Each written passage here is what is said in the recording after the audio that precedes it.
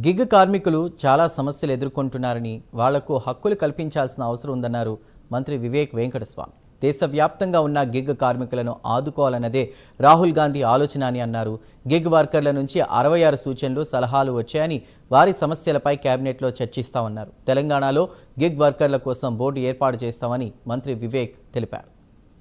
66 suggestions రావడం జరిగింది. Both sides, worker sides, management side, వారి అప్రహెన్షన్స్ ఏమున్నాయి, వారికి ఏం సమస్యలు చేయాలని చెప్పి 66 సజెషన్స్ ఇవ్వడం జరిగింది. త్వరలోనే క్యాబినెట్కి పంపించి ఈ యాక్ట్, గిగ్ వర్కర్స్ యాక్ట్, ఎందుకంటే రేవంత్ రెడ్డి గారు కూడా లేబర్ మంత్రిగా ఉన్నప్పుడు వారు కూడా డిస్కషన్స్ చేయడం జరిగింది.